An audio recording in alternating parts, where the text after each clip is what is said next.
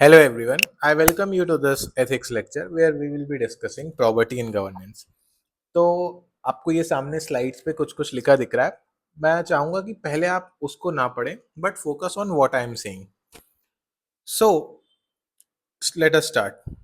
Imagine there are two government officers, both are highly intelligent, both complete their work on time.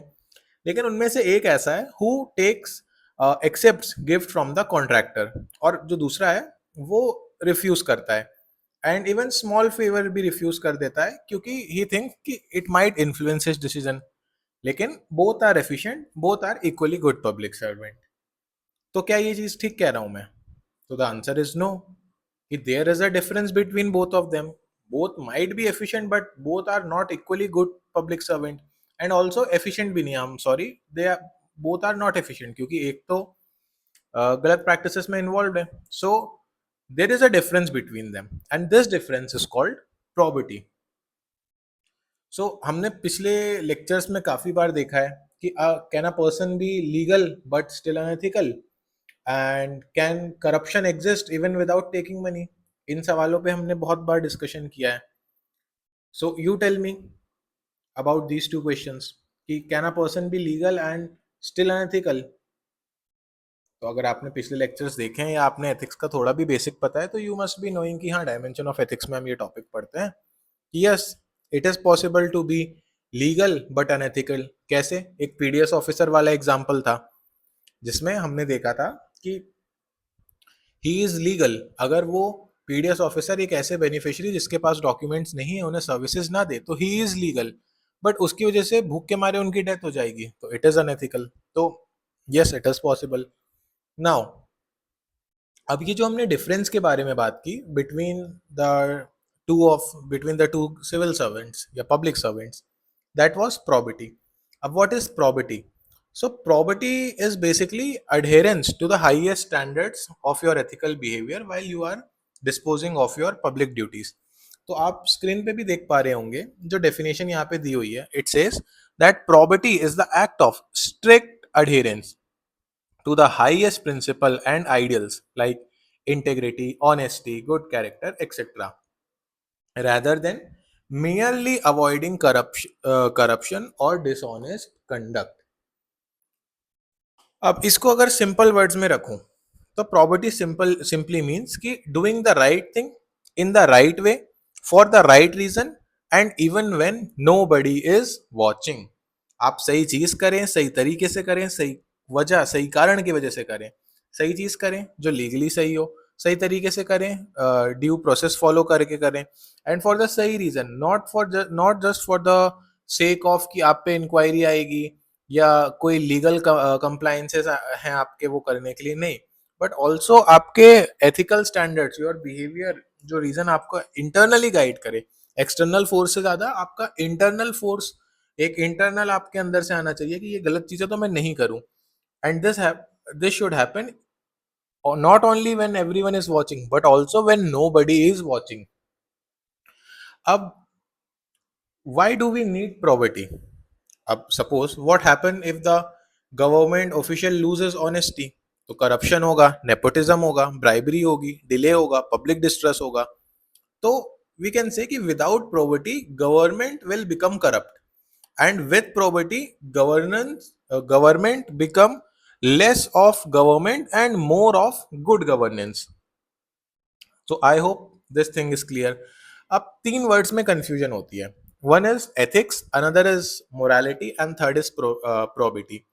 I hope मतलब मुझे समझ में आ रहा है. I think this class might look a bit boring क्योंकि there is no interaction between us, but आप सुनते रहिए. इट इज इनफली filled with content which will help you.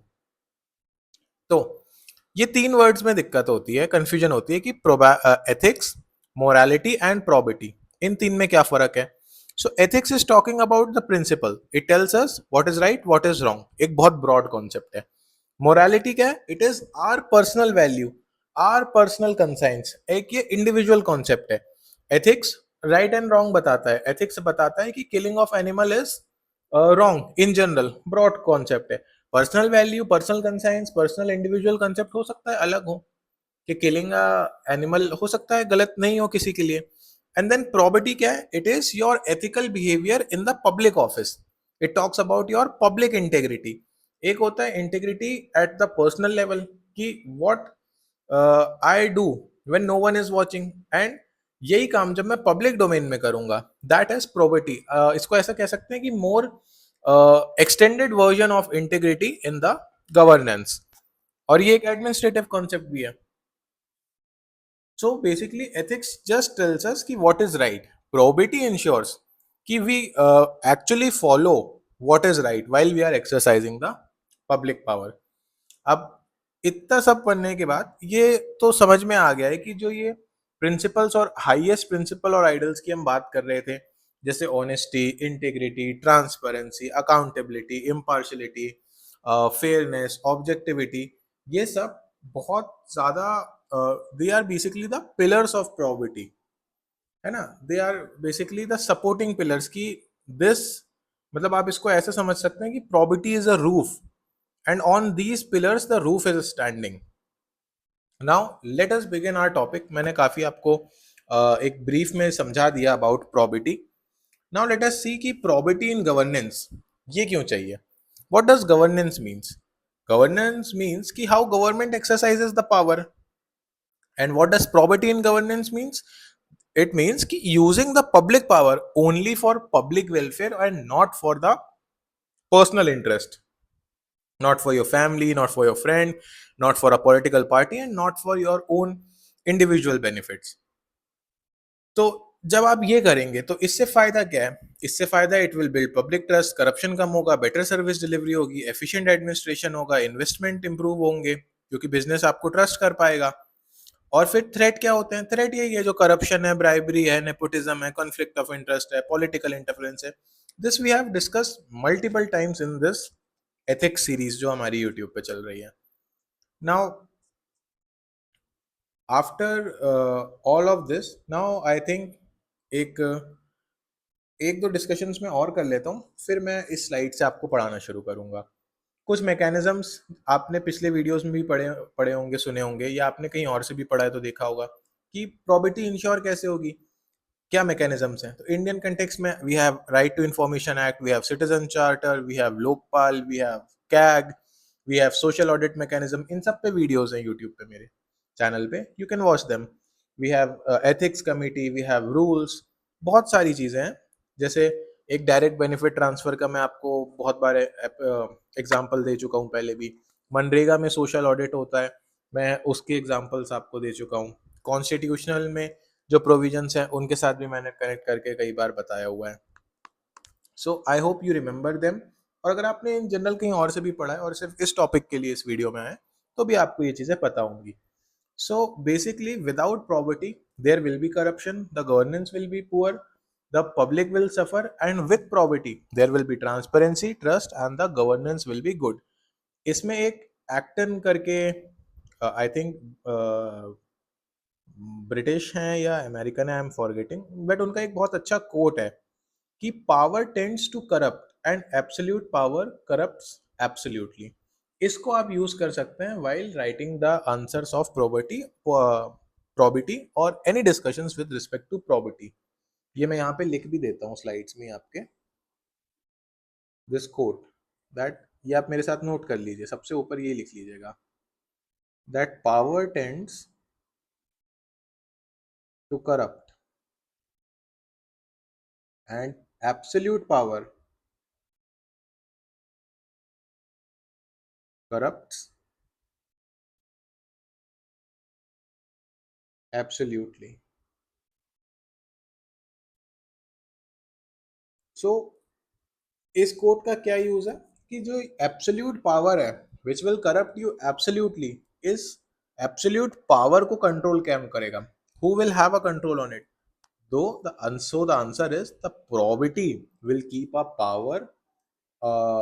The probability will keep your this power under ethical controls, which will not lead you to become absolutely corrupt or even corrupt also.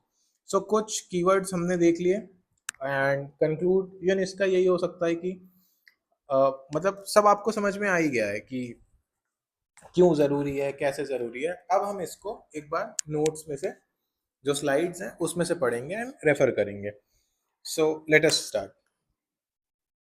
Now, probity is the act of strict adherence to highest principle and ideals rather than merely avoiding corruption or dishonest conduct। ये मैंने आपको बताया। यहाँ पे एक probity और integrity में कुछ differences दे रखे हैं। फोकस, अगर हम इस टेबल को ऐसे रीड करते हैं कि पहले हम फीचर्स देखते हैं, किस लाइंस पे हम डिस्कस करेंगे and then we jump into the points. तो फोकस देखें, प्रोबिटी का क्या है और इंटेग्रिटी का क्या है। प्रोबिटी का outward manifestation of ethical behaviour in public life.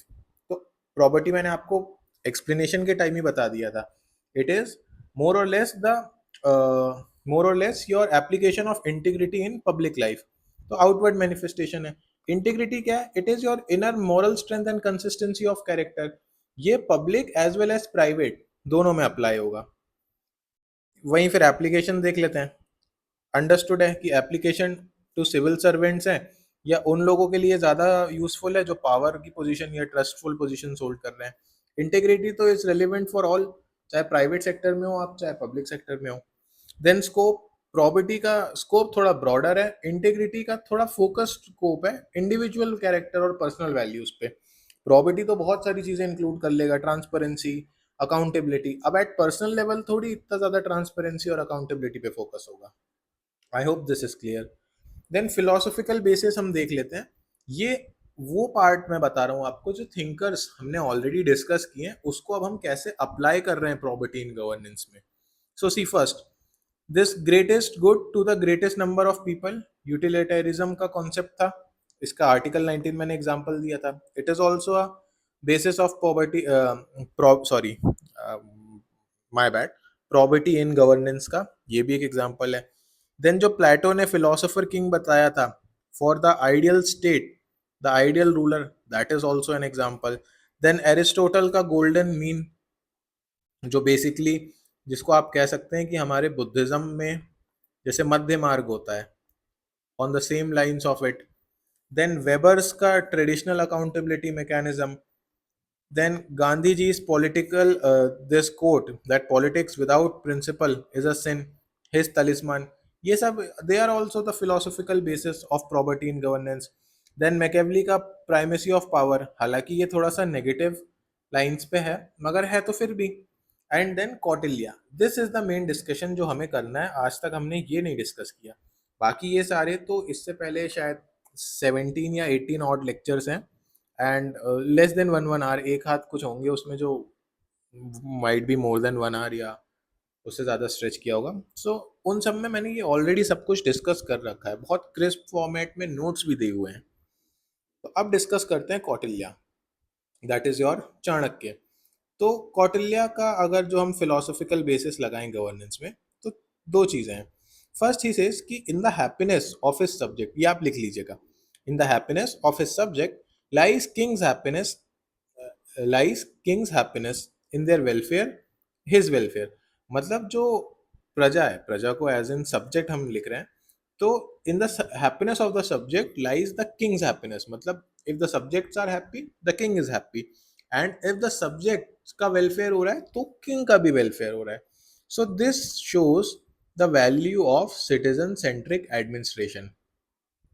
So anywhere when you are talking about administration, कुछ भी आपको पॉजिटिव लिखना है तो you can always quote Kautilya and his philosophical theme of probity, how to bring probity in governance। क्योंकि कौटिल्य का ना, he used to say कि यार करप्शन जो है ये तो इनएविटेबल है, आप इसको रोक नहीं सकते हो। At max what best you can do is you can suppress it, and जहां जहां आपको मौका मिले you cut the hands of the corruption.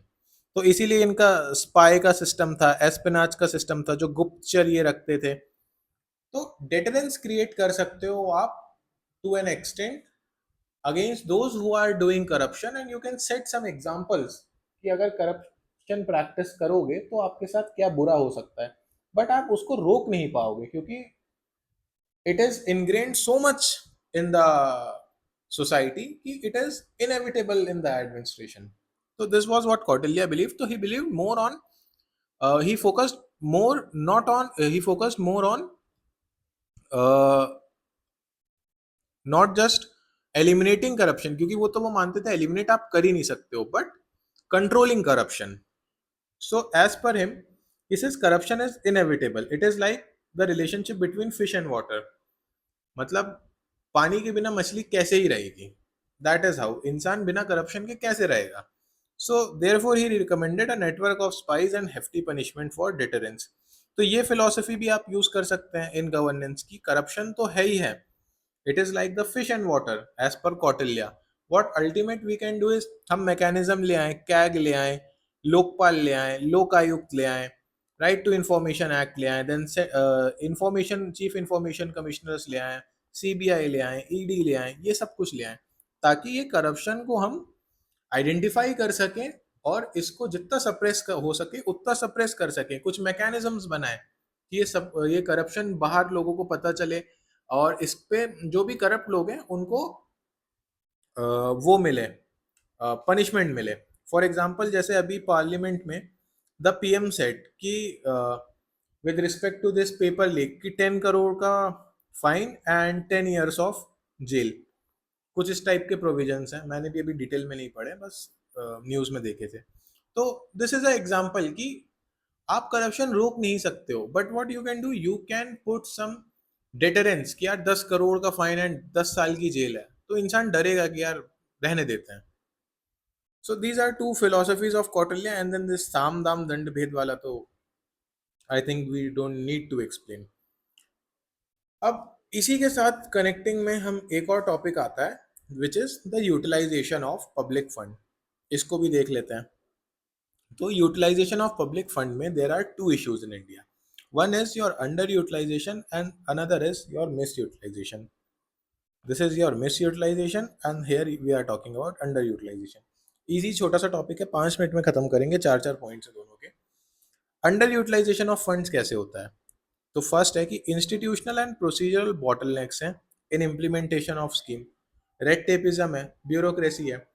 Government ने स्कीम निकाली, उसमें पैसा अलॉट किया. अब इतना इंस्टीट्यूशनल प्रोसीजरल बॉटलनेक है कि वो पैसा मिनिस्ट्री से होते हुए, डिपार्टमेंट से होते हुए उस गवर्नमेंट इंस्टीट्यूट या बॉडी या उस बिल्डिंग में पहुंच ही नहीं रहा है जहां पे बेनिफिशियरी है. तो उसके पास तक पैसा नहीं पहुंचता है, तो अंडर यूटिलाइज रह जाता है fund. Then there is limited role for community participation in planning. आप कम्युनिटी से तो पूछो कि उनको चाहिए क्या. देन डिले होता है इन फंड्स डिसबर्समेंट. ये तो बहुत कॉमन है, ये आप सब समझ सकते हैं क्यों होता है. Then there is centralisation of decision making कि there is a top down approach. Funds related decision making जो हो रही है वो टॉप डाउन हो रही है. ऊपर पे कुछ लोग बैठे हुए हैं जो लार्जर मास के लिए डिसाइड कर देते हैं और फंड्स भी फिर इसी फ्लो में आते हैं. Then there is incremental budgeting which leads to unspent fund. तो इसी के चक्कर में हमें फिर कॉन्सेप्ट लाना पड़ा. या आप इकोनॉमी में इसको बेटर डील करेंगे, मैं वो भी पढ़ाऊंगा. The concept of zero based budget, zero budgeting. कि यार जो भी आपके फंड्स वगैरह हैं उनको हर साल इवेलुएट करेंगे और वापस जीरो से स्टार्ट करेंगे. एंड फिर इस साल के बजट में भी एक इनिशिएटिव था, I am forgetting the name, just in time release करके कुछ था. Just in time. उसमें ऐसा है कि अगर एक कॉन्ट्रैक्ट दिया है किसी को रोड बनाने के लिए, तो उसको आज आप पैसा दे दें and after 5 months he start the working of road. मतलब इस पूरी रोड, मान लीजिए ये 100 किलोमीटर का हाईवे है, तो इसको 100 किलोमीटर का हाईवे बनाने के लिए 200 करोड़ रुपए चाहिए थे कॉन्ट्रैक्टर को. तो गवर्नमेंट इसको 200 करोड़ दे दे. यार 200 करोड़ ये इंस्टेंट थोड़ी इन्वेस्ट कर देगा. आप इसको ब्रेक डाउन कीजिए ना, कि इस प्लान को पांच पार्ट्स में प्रोजेक्ट को ब्रेक कीजिए. Part 1, part 2, part 3, part 4, part 5. कि भाई आपको अभी हम 50 करोड़ नहीं, 50 नहीं, अभी हम 25 करोड़ दे रहे हैं, आप इतना पैच और इतना पैच रोड का कंप्लीट कीजिए, उसके बाद हम आपको दूसरा देंगे. क्योंकि आप साइमल्टेनियसली इतने बड़े लेवल पे तो वर्क कर नहीं रहे हो, तो वो जो फंड्स हैं वो अंडर यूटिलाइज हो रहे हैं. वो सिर्फ आपके पास अलॉट होके रखे हुए हैं, कुछ काम नहीं हो रहा है उनका. तो जब काम होगा तभी फंड रिलीज कर देंगे. That was basically the idea. For example ये एक बिहार में ब्रिज था, 3 करोड़ रुपए का ब्रिज बनाया. मेरी थोड़ा डायग्राम बेकार है, मतलब आप समझिएगा क्या था.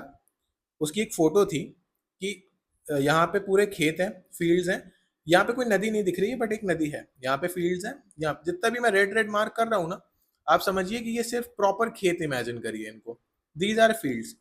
और इन फील्ड के बीच में ये एक ब्लू कलर का ब्रिज बना दिया है। अब is this bridge connecting two roads, यहाँ पे कोई रोड को कनेक्ट कर रहा है क्या ये ब्रिज? नहीं, तो ब्रिज बनाया था काहे के लिए? ताकि ये जब नदी का ओवरफ्लो होगा तो लोग क्रॉस कर सकें। तो ठीक है, चलो गुड, आपने ब्रिज बना दिया, पर रोड तो बना ही नहीं। तो ये ब्रिज किस काम का है? जब ये ब्रिज इधर से दो रोड्स को नहीं कनेक्ट करेगा, दोनों तरफ फील्ड है, तो ये ब्रिज किसी काम का ही नहीं है। अब रोड क्यों नहीं बना पाए? रोड इसलिए नहीं बना पाए क्योंकि to make the road you need to acquire the land. Land acquisition में बहुत दिक्कत हो रही है, बॉटल नेक है। लेकिन आपने ये ब्रिज बना दिया, so how badly you have misutilize the fund. यार ये 3 करोड़ रुपए का ब्रिज बना दिया, पहले रोड तो बना लेते हैं।